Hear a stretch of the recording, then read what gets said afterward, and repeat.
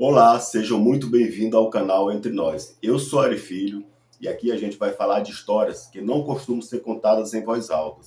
Histórias de relações que machucam em silêncio, de escolhas difíceis e de recomeços que nem sempre são fáceis. O que você vai ouvir hoje é um relato fictício, construído a partir de histórias reais. Não é julgamento, é um convite à reflexão. E agora, quem vai dar voz a essa história é a nossa querida Ana Clara. Eu sou a Ana Clara. Aqui no Entre Nós, eu dou voz a histórias que marcaram pessoas por dentro. Histórias de relações que machucaram em silêncio, de escolhas difíceis e de recomeços que demoraram, mas aconteceram. A história que você vai ouvir agora é fictícia, mas foi construída a partir de relatos reais. Talvez você se reconheça em partes dela. Talvez reconheça alguém que você ama. Hoje eu vou te contar a história de uma mulher que passou mais de 20 anos presa em um relacionamento que aos poucos deixou de ser amor e virou ausência. Eu achava que aquilo era amor. Eu tinha 45 anos quando percebi que fazia muito tempo que ninguém me chamava de amor. Não daquele jeito automático, sem olhar, mas daquele jeito que aquece o peito e faz a gente se sentir escolhida. Essa constatação não veio de uma vez, veio em silêncio, como quase tudo na minha vida naquela época. Quando olho para trás, vejo que passei anos chamando de normal coisas que me machucavam. Talvez porque admitir a verdade fosse mais doloroso do que suportar o que eu já conhecia. Eu conheci meu marido muito jovem.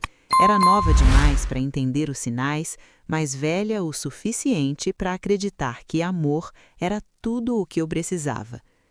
Ele foi o primeiro grande amor da minha vida, daqueles que chegam intensos, seguros, prometendo futuro. No começo, ele era carinhoso, atento. Eu me sentia vista, desejada, importante. Quando nos casamos, eu achei que estava entrando na fase mais segura da minha vida. Construí minha identidade inteira em torno daquele casamento, daquela casa, daquela rotina. Eu nunca trabalhei fora, não porque fui impedida, mas porque parecia natural. Ele trabalhava, sustentava a casa e eu cuidava de tudo dentro dela. Era assim que funcionava. Era assim que todo mundo dizia que tinha que ser. E por muito tempo eu acreditei que aquilo era parceria. Os anos passaram rápido. Rápido demais. A rotina foi tomando espaço, as conversas foram ficando curtas, os silêncios mais longos. No começo eu não estranhei, achei que era fase, cansaço, pressão do trabalho. Sempre dava um jeito de justificar. Quando ele parou de me chamar para sair, eu pensei que fosse preocupação com dinheiro. Quando os abraços ficaram raros, eu disse para mim mesma que casamento amadurece assim. Quando as relações começaram a diminuir, até quase desaparecer, eu procurei o erro em mim. Talvez eu estivesse menos interessante, menos bonita, menos mulher. O que eu não percebi, ou talvez não quis perceber, é que o carinho não tinha sido substituído por nada.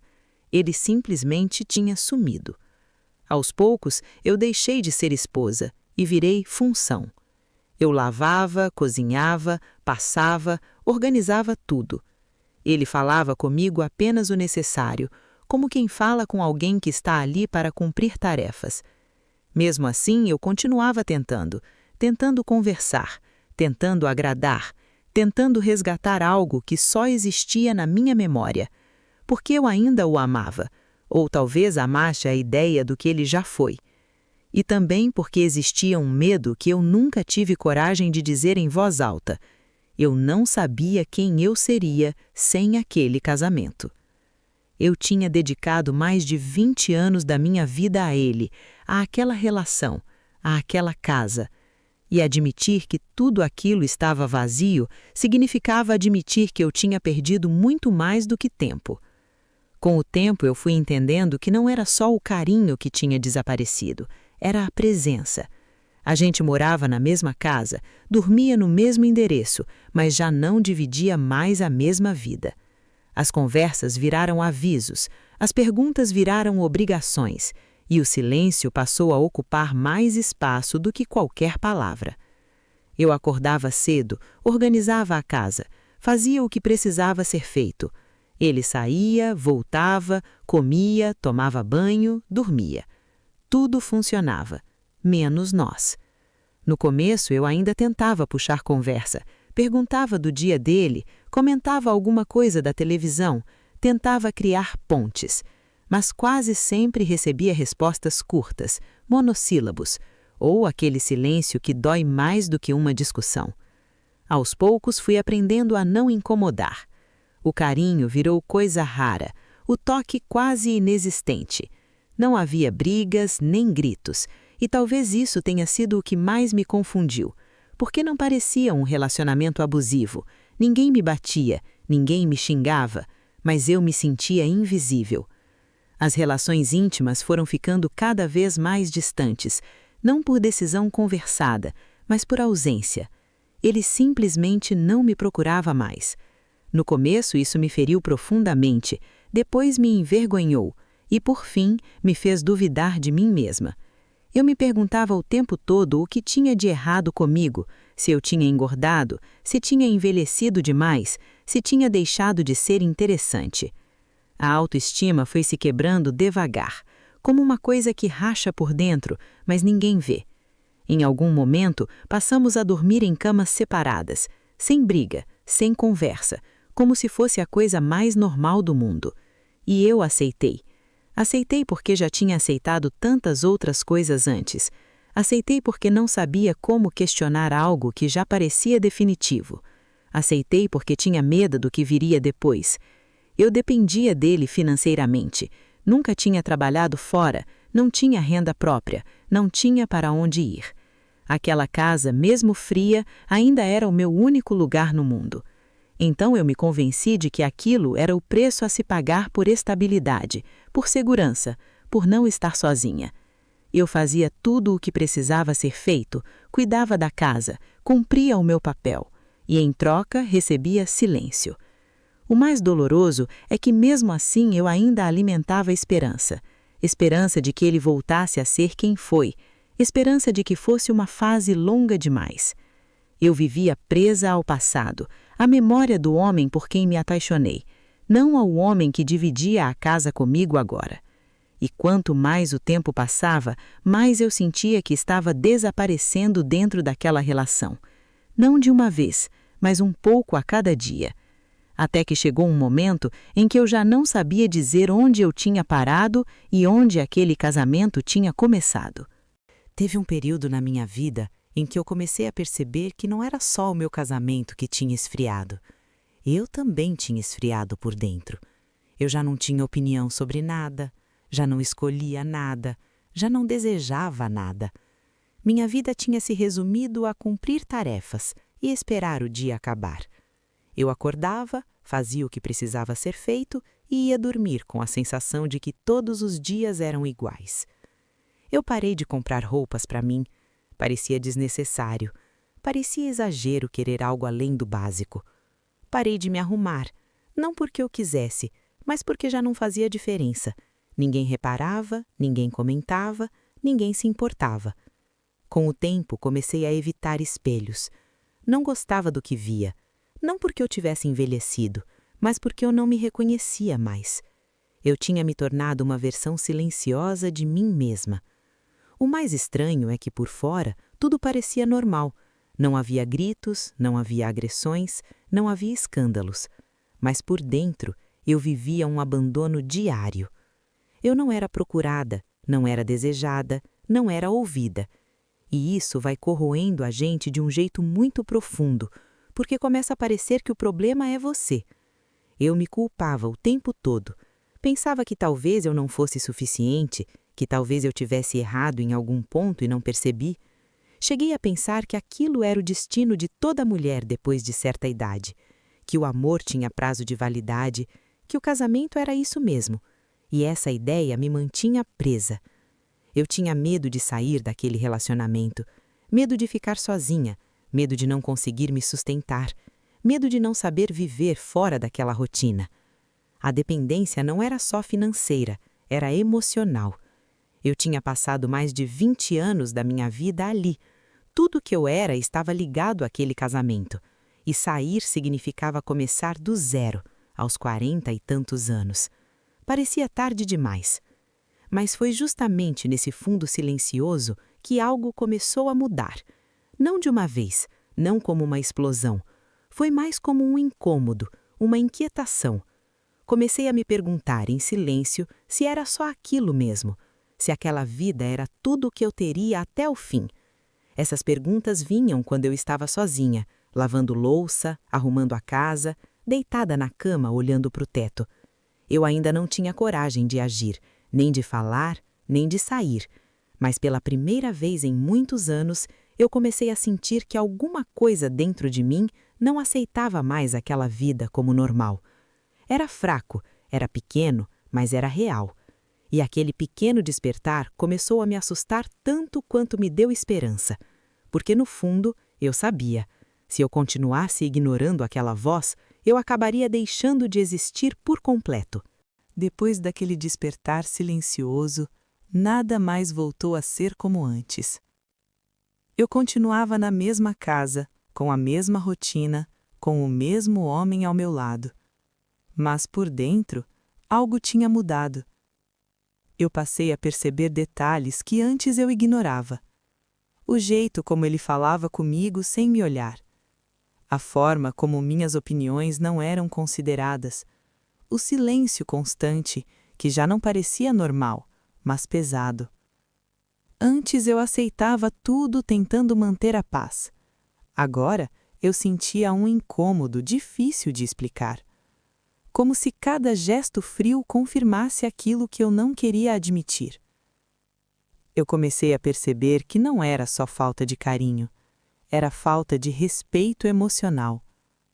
Eu não era prioridade, não era parceira, era alguém que estava ali para manter tudo funcionando. E quanto mais eu enxergava isso, mais doía continuar fingindo que estava tudo bem. Ao mesmo tempo, a ideia de sair daquele casamento me apavorava. Eu não tinha dinheiro guardado, não tinha profissão, não tinha experiência fora daquela vida. Eu pensava, quem vai me empregar nessa idade? Como vou me sustentar sozinha? O que as pessoas vão pensar? O medo era constante. Medo de fracassar, medo de me arrepender, medo de descobrir que eu não era capaz. E, acima de tudo, medo da solidão.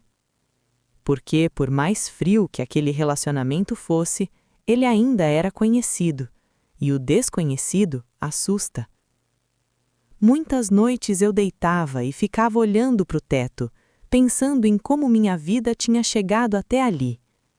Lembrando da mulher que eu fui um dia, da jovem apaixonada que acreditava em amor, em parceria, em futuro.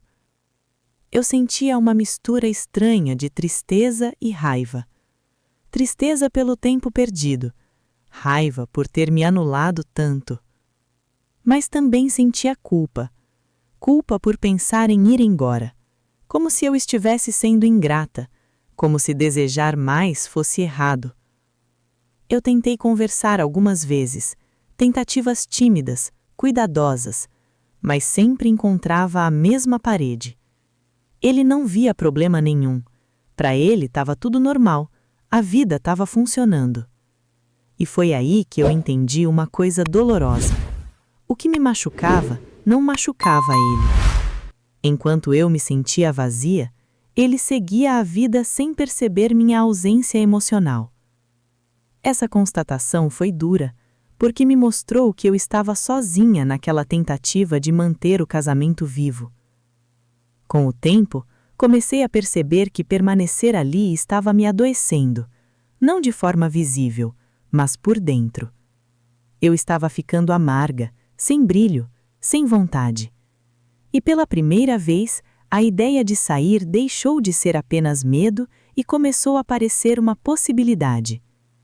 Não porque eu tivesse coragem ainda, mas porque ficar estava começando a doer mais do que o risco de ir embora. A decisão de sair não veio de um grande acontecimento. Não houve briga, não houve grito, Não houve traição descoberta. Veio de um dia comum, e talvez tenha sido isso que mais me marcou. Era uma manhã como tantas outras. Eu acordei cedo, fiz café, organizei a casa. Ele saiu sem dizer muito, como sempre. Enquanto eu arrumava a cozinha, me vi parada, olhando para o nada, e pela primeira vez pensei: se eu continuar aqui, é isso que vai ser a minha vida até o fim. Não era raiva o que eu sentia, era uma clareza triste, uma lucidez que dói. Eu percebi que estava esperando por algo que nunca viria. Um pedido de desculpas, uma mudança, um gesto de amor atrasado. Mas ele não estava planejando mudar. Ele estava confortável. Aquela vida funcionava para ele, só não funcionava para mim. Foi nesse dia que caiu uma ficha difícil. Ninguém iria me resgatar daquela situação. Não haveria um momento mágico, não haveria uma conversa que mudaria tudo. Se eu quisesse uma vida diferente, eu teria que ser a pessoa a me salvar. Essa percepção me deu medo, mas estranhamente também me deu força. Passei dias em silêncio comigo mesma, pensando, revivendo escolhas, questionando tudo. Eu pensava no tempo que tinha passado ali, mais de 20 anos da minha vida, anos de espera, anos de esperança, e me perguntei quantos anos mais eu estava disposta a perder. Comecei a imaginar como seria minha vida fora daquela casa, sozinha, sem saber exatamente por onde começar. A ideia ainda me assustava, mas já não parecia impossível. Eu comecei a pesquisar cursos simples, trabalhos que eu poderia aprender, coisas pequenas, mas reais. Cada pequena busca era um ato de coragem silenciosa. Eu ainda não tinha falado com ninguém, não tinha contado para a família, não tinha contado para amigos. Era uma decisão que eu precisava amadurecer sozinha, porque eu sabia que se eu falasse cedo demais, o medo dos outros poderia me fazer desistir. Eu observava ele todos os dias e percebia o quanto ele não percebia mais a mim. E isso, que antes me machucava, começou a me libertar. Porque se eu já era invisível ali, sair não significaria perder alguém. Significaria apenas parar de me perder. Foi nesse período que eu comecei a juntar coragem em silêncio. Não coragem barulhenta, mas aquela que cresce devagar, até ficar maior que o medo. E quando essa coragem ficou grande o suficiente, eu soube. Não era mais uma questão de se, era apenas uma questão de quando. A decisão estava tomada muito antes do dia em que eu saí. Mas o corpo ainda tremia como se fosse a primeira vez que eu pensava nisso. Eu lembro exatamente da manhã em que arrumei minhas coisas. Não foi dramático, não teve discussão, não teve despedida. Teve silêncio. Eu abri o guarda-roupa e percebi o quanto minha vida cabia em poucas malas. Roupa simples, objetos antigos, memórias que já não faziam sentido. Enquanto dobrava cada peça, eu senti uma mistura estranha de medo e alívio. Medo do que vinha pela frente, alívio por finalmente estar fazendo algo por mim. Ele não perguntou nada, não tentou entender, não tentou impedir.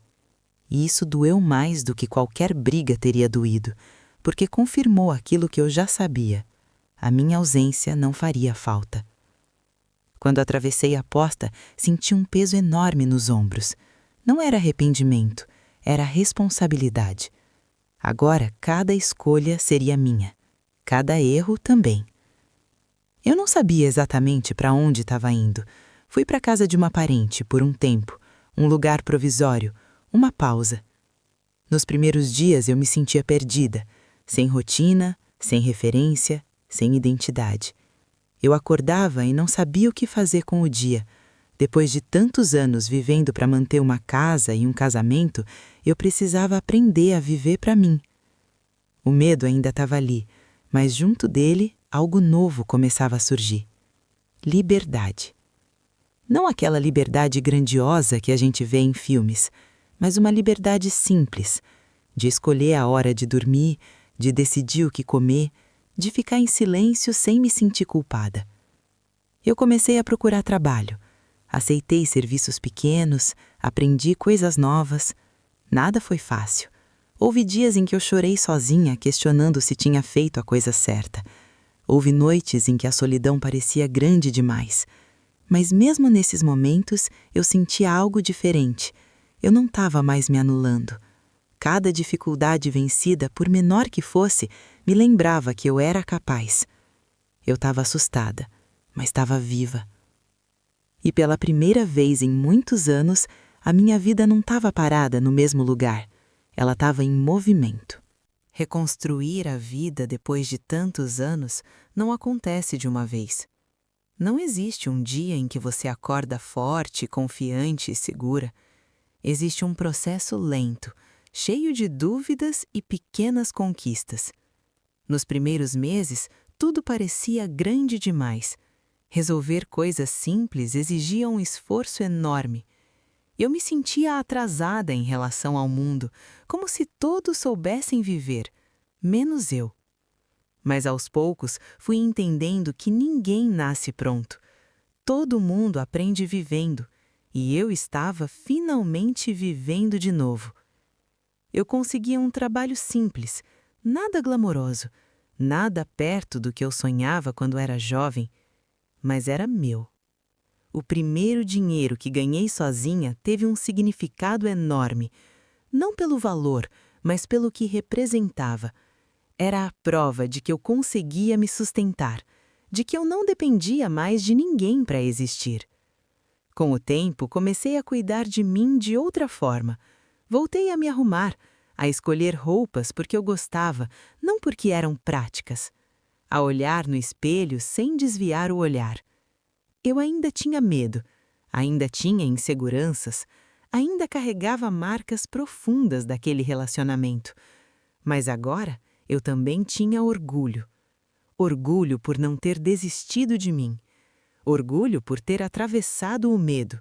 Orgulho por estar reaprendendo a ser quem eu era antes de me anular. Eu passei a entender que amor não é ausência de conflito, é presença de respeito. Que carinho não é favor, é necessidade emocional. E que ninguém deveria passar anos tentando merecer o mínimo. Eu também precisei lidar com a culpa. Culpa por ter ficado tanto tempo, culpa por não ter saído antes. Mas aprendi que culpar a mulher que eu fui é ignorar tudo o que ela fez para sobreviver. Hoje eu não busco mais alguém para me completar. Eu busco alguém que caminhe comigo. E se isso não acontecer, eu sei que consigo caminhar sozinha. A maior transformação não foi financeira, nem externa, foi interna. Eu voltei a me ouvir, voltei a confiar em mim, voltei a existir. E isso, para mim, já é uma vitória que ninguém tira. Hoje, quando olho para trás, eu não vejo mais apenas dor. Vejo aprendizado. Não foi fácil chegar até aqui, e eu ainda não me considero uma mulher completamente curada. Existem marcas que a gente carrega para sempre, mas existe uma diferença enorme entre carregar marcas e continuar sangrando. Durante muito tempo, eu achei que amor era insistir, era suportar, era esperar. Aprendi da forma mais dura que amor não é ausência de agressão, não é só não apanhar, não é só não ser traída. Amor é presença, é cuidado, é ser vista. Eu passei mais de 20 anos da minha vida tentando merecer algo que deveria ser natural. E hoje eu entendo que não era falta de amor da minha parte, era falta de reciprocidade. Durante muito tempo, eu me perguntei por que demorei tanto para sair. Por que aceitei tão pouco? Por que me anulei? Hoje eu respondo a essa mulher do passado com mais gentileza. Ela fez o que pôde com as ferramentas que tinha. Ela ficou porque tinha medo, mas também ficou porque acreditava. E acreditar, mesmo quando machuca, não é fraqueza, é humanidade. Hoje minha vida é simples. Eu não tenho tudo o que sonhei quando era jovem, mas tenho algo que nunca tive naquele casamento: paz. Durmo tranquila, acordo sem peso no peito. Tomar decisões não me apavora mais. Eu aprendi que ficar sozinha não é o pior cenário. O pior cenário é estar acompanhada e ainda assim se sentir invisível. Se tem algo que eu diria para a mulher que eu fui e para tantas outras que vivem o que eu vivi, é que o tempo não volta, mas a vida recomeça em qualquer idade. Não existe idade certa para escolher a si mesma. Não existe prazo de validade para a dignidade emocional. Hoje, eu não conto essa história com raiva. Conto com consciência, porque se alguém ouvir isso e se reconhecer, talvez perceba que ainda há tempo. Tempo de se ouvir, tempo de se respeitar, tempo de viver uma vida que não doa todos os dias.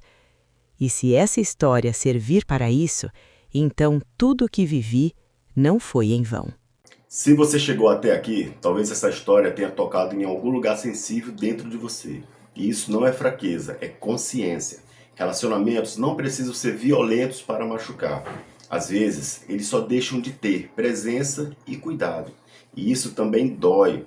E entre nós, ninguém deveria passar a vida inteira tentando merecer o mínimo. Se essa história te fez refletir, te convido a se inscrever aqui no canal Entre Nós, porque esse espaço existe para falar do que quase ninguém tem coragem de dizer em voz alta. Já curte esse vídeo, compartilha com alguém que pode precisar ouvir essa mensagem. E escreve aqui nos comentários o que você achou dessa história e o que ela despertou em você. Até o próximo vídeo.